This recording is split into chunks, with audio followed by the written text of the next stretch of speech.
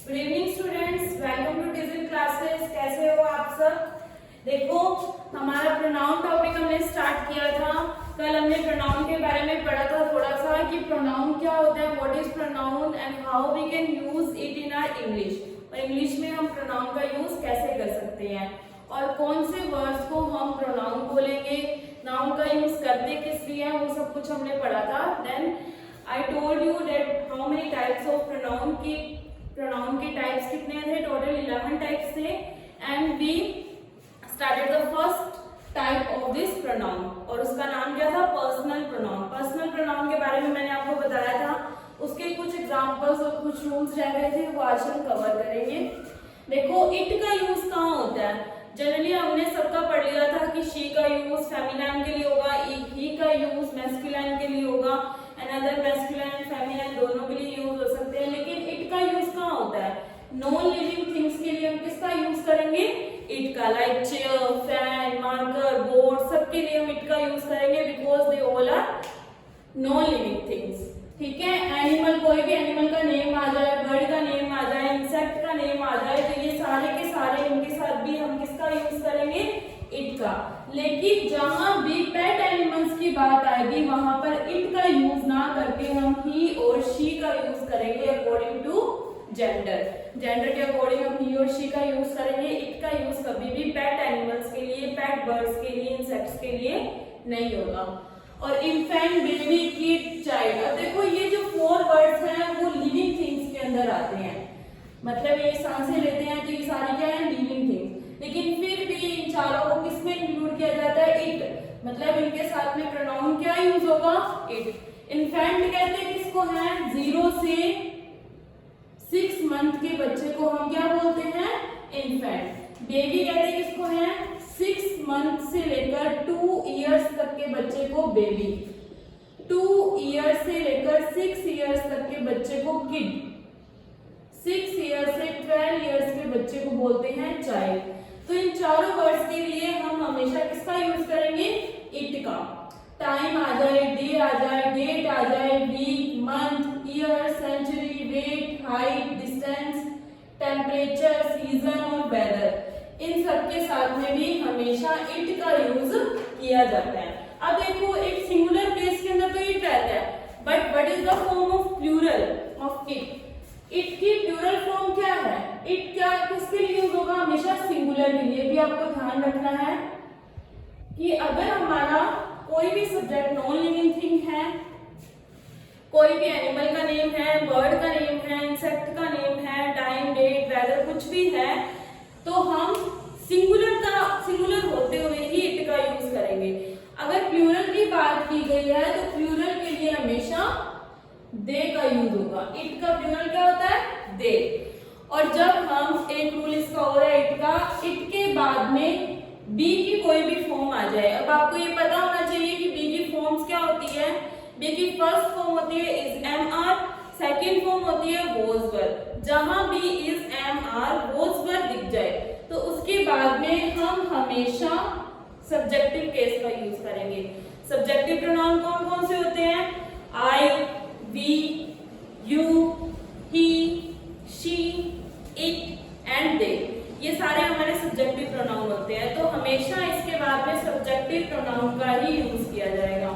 ये आपको ध्यान में रखना है कि इट के बाद में बी की कोई फॉर्म आ जाए तो उसके बाद में सब्जेक्टिव केस आएगा।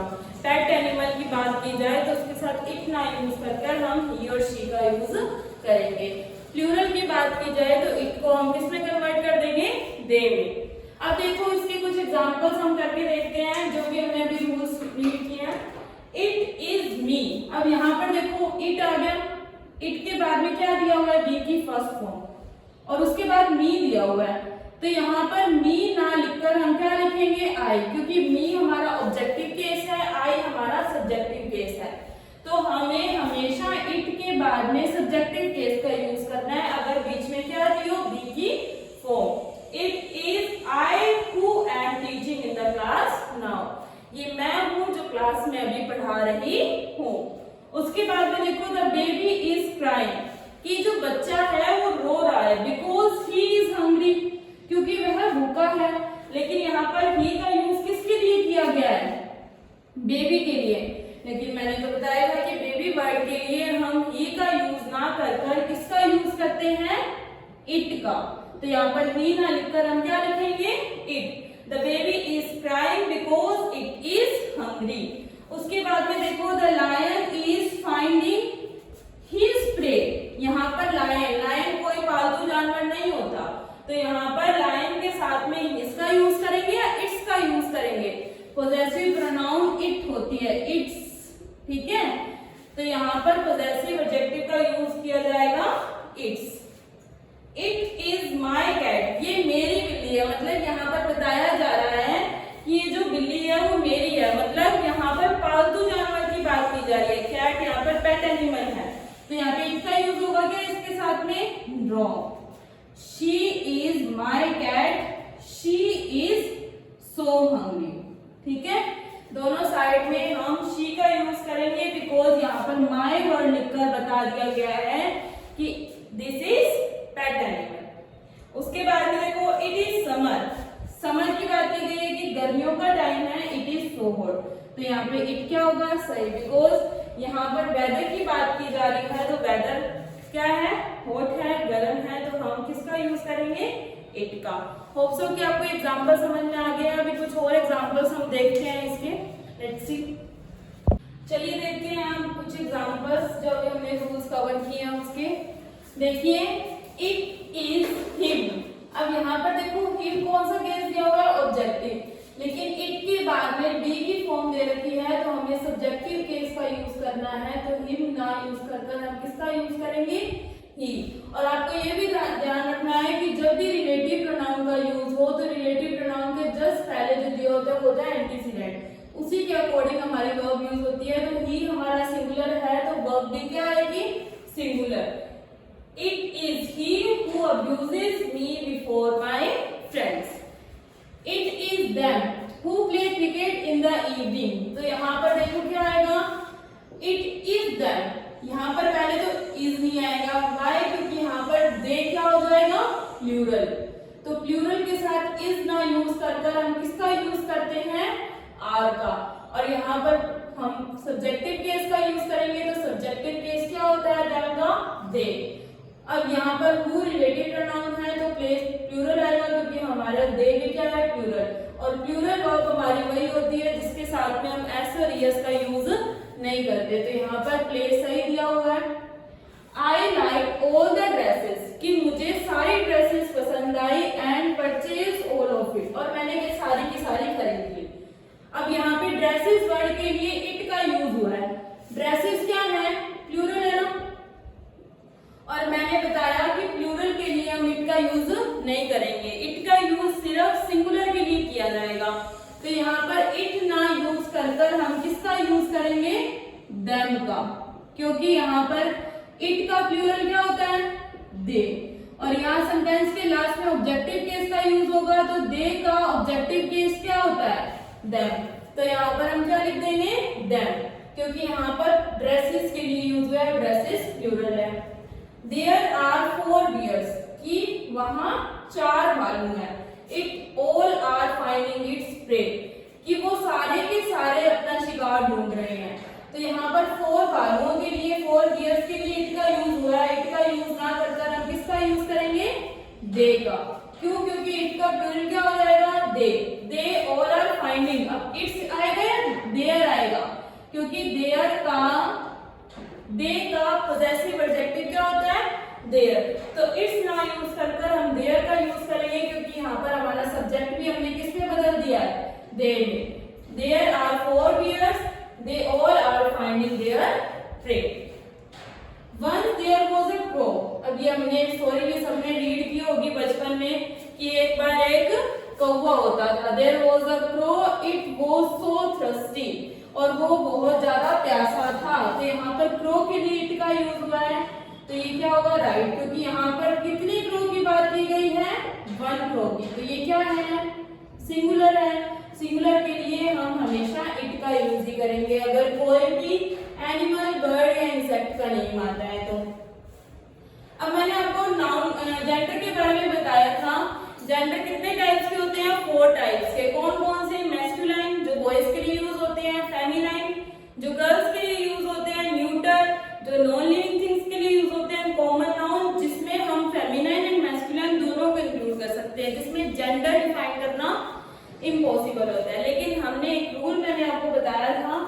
कि जब हम कॉमन जेंडर की बात करेंगे, कॉमन जेंडर की बात करेंगे तो हम हमेशा प्रेफरेंस किसको देंगे, ही को।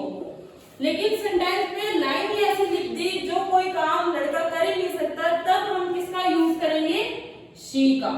कॉमन जेंडर होते कौन से हैं, लाइक टीचर, टीचर का पता नहीं होता लड़का है या लड़की, टीचर वर्ड से पता लग रहा है क्या, नहीं पता लग रहा। डॉक्टर, डॉक्टर वर्ड से पता लगा सकते हैं कि लड़का है या लड़की है। इस तरह के कुछ वर्ड होते हैं जो हमारी पोजीशन को शो करते हैं, जिससे हम पता नहीं लगा सकते कि ये लड़के के लिए यूज हुआ है या लड़की के लिए यूज हुआ है, जब तक सेंटेंस में डिफाइन ना कर दिया जाए। तो हम हमेशा प्रेफरेंस किसको देंगे, प्रोनाउन यूज करते टाइम ही को देंगे।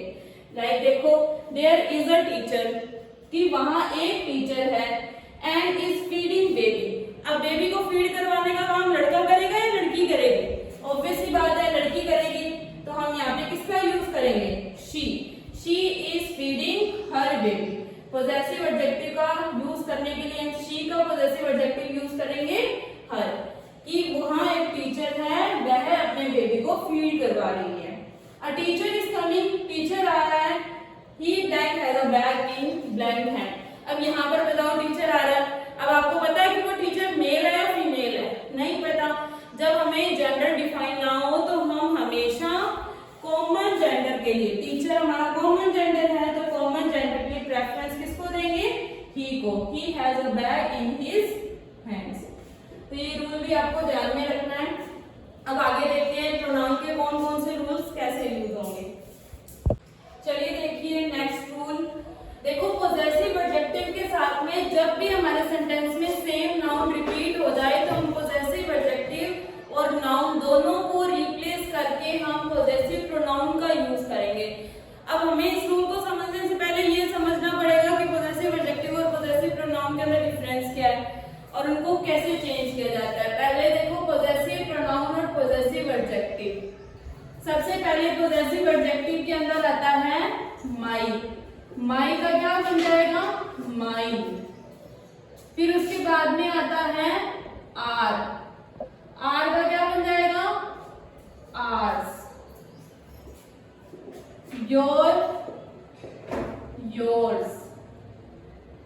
His, his. Her,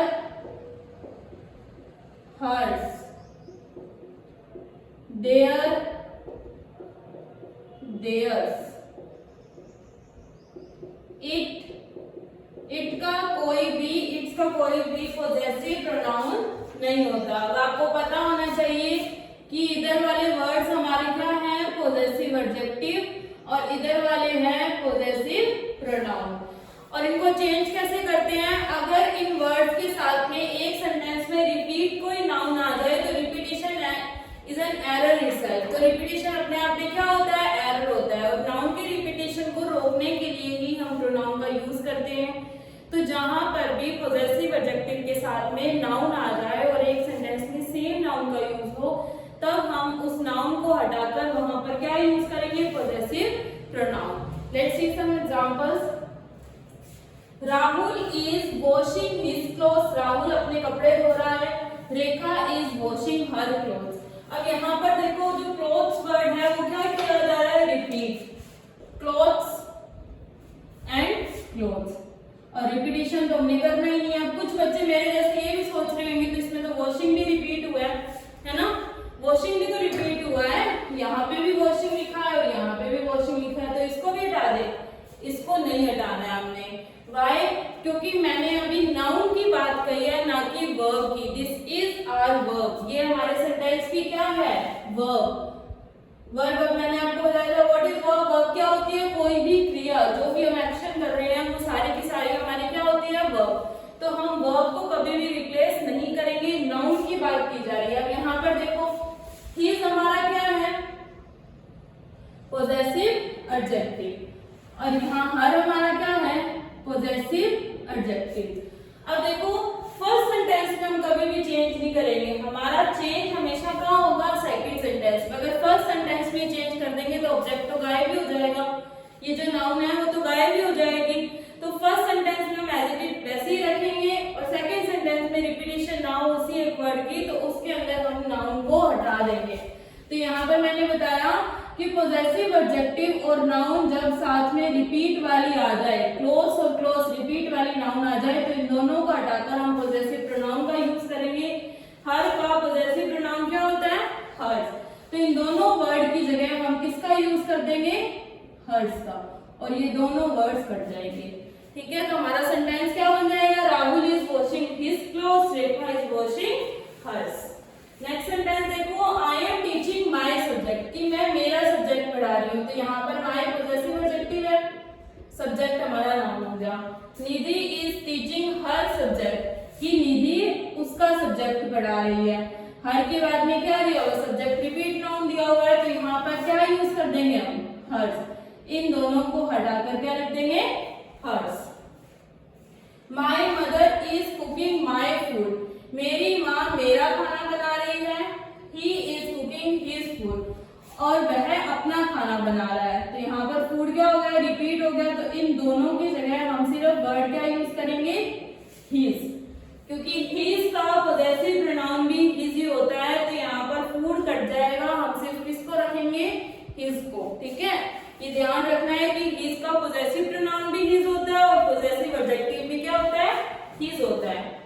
I have submitted my project, कि मैंने मेरा प्रोजेक्ट सबमिट कर दिया है।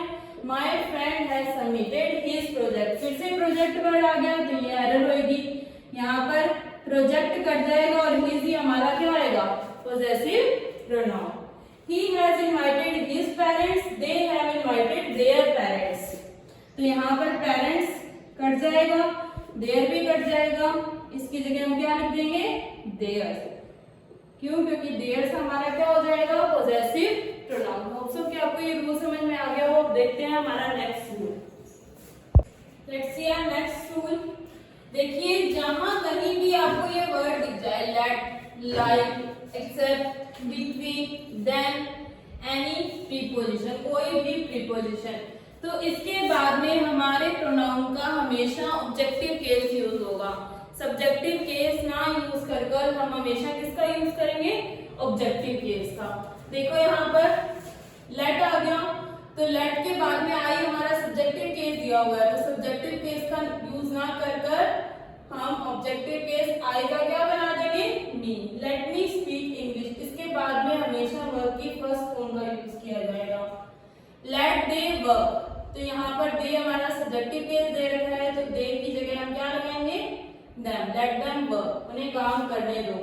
she is like I, like word दिया हुआ है, तो like के बाद में भी हम ऑब्जेक्टिव केस का यूज करेंगे, तो हम क्या लगाएंगे? me, कि वह मेरी तरह है। all are my friends, सभी मेरे फ्रेंड्स हैं, सिर्फ इसे छोड़कर।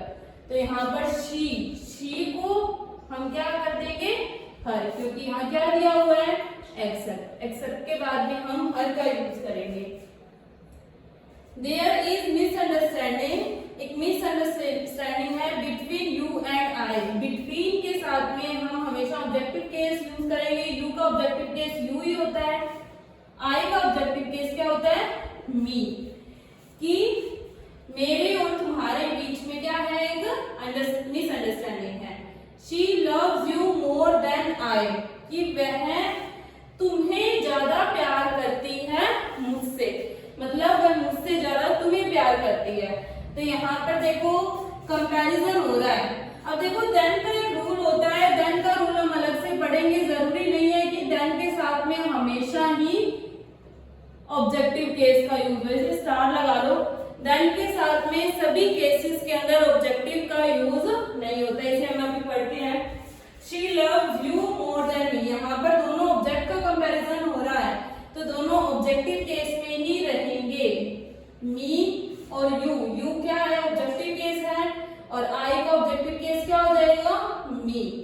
शी इज जेलस, जेलस के बाद में ऑफ दिया हुआ है, तो ऑफ हमारी प्रीपोजिशन है। प्रीपोजिशन के बाद में हमेशा ऑब्जेक्टिव केस आएगा। और ये भी ध्यान रखना कि प्रीपोजिशन के बाद में अगर वर्ब की बात की गई है, किसकी बात की गई है? वर्ब की, तो वर्ब में हमेशा आईएनजी फॉर्म का यूज होगा। अगर हमारे प्रोनाउन की बात की गई है तो प्रोनाउन के अंदर हमेशा ऑब्जेक्टिव केस का यूज होगा। इसको आपको ध्यान रखना है कि वर्ब में आईएनजी आएगा और प्रोनाउन के अंदर हमेशा ऑब्जेक्टिव केस आएगा। अब हम देखते हैं कि देन का क्या रोल होता है। देन का यूज हम किसके लिए करते हैं? टू ऑब्जेक्ट्स या subjects, two subjects, two things के बीच में कंपैरिजन करने के लिए, कंपैरिजन करने के लिए हम किसका यूज करते हैं? देन का। इसका यूज हम करते हैं कंपैरेटिव डिग्री के अंदर। कंपैरेटिव डिग्री में हमें अगर कंपैरिजन करना है दो चीजों के बीच में तो हम किसका यूज करेंगे? देन का। लाइक मोर, मोर कौन सी डिग्री है? कंपैरेटिव डिग्री है। तो कंपैरेटिव डिग्री का यूज हमेशा टू पर्सन्स के बीच में, टू थिंग्स के बीच में, टू सब्जेक्ट्स के बीच में आपस में कंपैरिजन करने के लिए हम किसका यूज करते हैं? देन का। और कंपैरेटिव डिग्री, चलिए देखते हैं कुछ एग्जांपल्स कंपैरेटिव डिग्री के।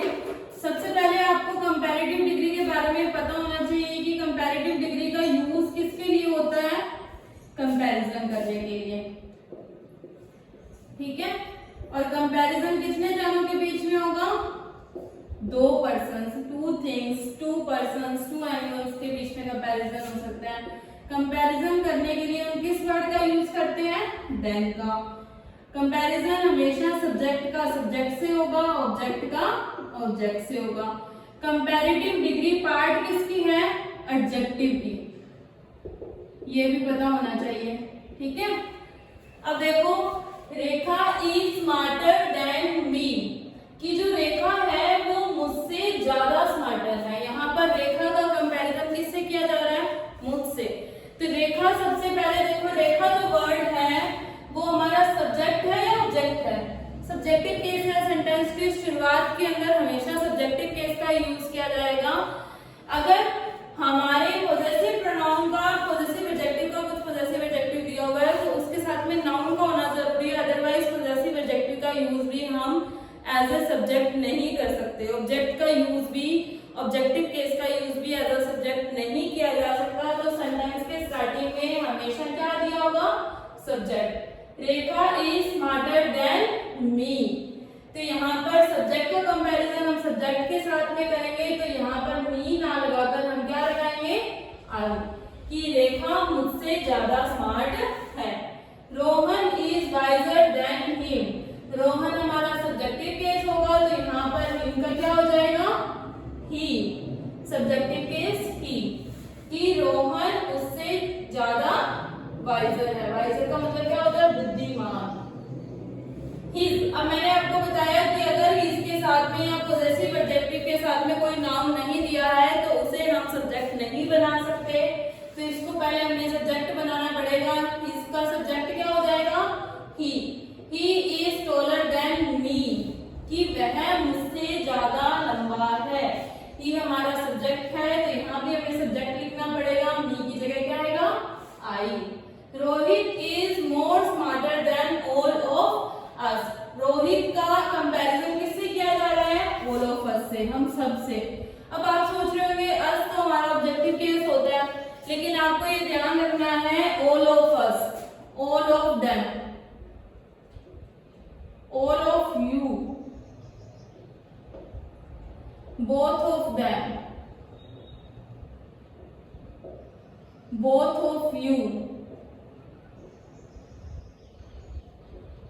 both of us। इन कुछ वर्ड्स का यूज हम सब्जेक्टिव केस के लिए भी करते हैं और ऑब्जेक्टिव केस के लिए भी करते हैं। सब्जेक्ट और ऑब्जेक्ट दोनों के लिए यूज होते हैं। तो यहाँ पर ये सेंटेंस क्या होगा? राइट। लेकिन यहाँ पर देखो, मैंने बताया था कि कंपैरेटिव डिग्री बनाने के लिए या तो सेंटेंस में या तो वर्ड में हम ईयर लगाएंगे या शुरू में मोर लगाएंगे।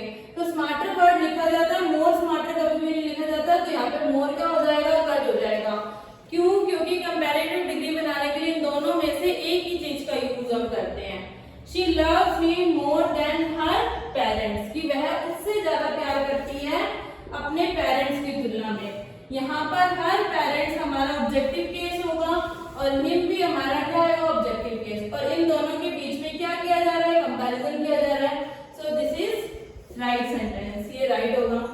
Rohit trusted Ajay more than Shivam, कि रोहित अजय को ज्यादा ट्रस्ट करता है शिवम। अब देखो यहाँ पर भी नाम दिया हुआ है। अब देखो जो नाउन होती है वो हमारा सब्जेक्ट की तरह भी काम कर सकती है और ऑब्जेक्ट की तरह भी काम कर सकती है। तो यहाँ पर जो अजय है वो ऑब्जेक्ट की तरह काम कर रहा है और शिवम भी क्या कर रहा है, ऑब्जेक्ट की तरह। तो इन दोनों के बीच में कंपैरिजन किया जा रहा है, तो ये सेंटेंस क्या होगा, राइट। ठीक है, तो आपको कंपैरेटिव डिग्री लिखते टाइम ये ध्यान रखना है कि सब्जेक्ट का कंपैरिजन सब्जेक्ट के साथ हो, ऑब्जेक्ट का कंपैरिजन ऑब्जेक्ट के साथ। अब नेक्स्ट रूल देखते हैं प्रोनाउन का।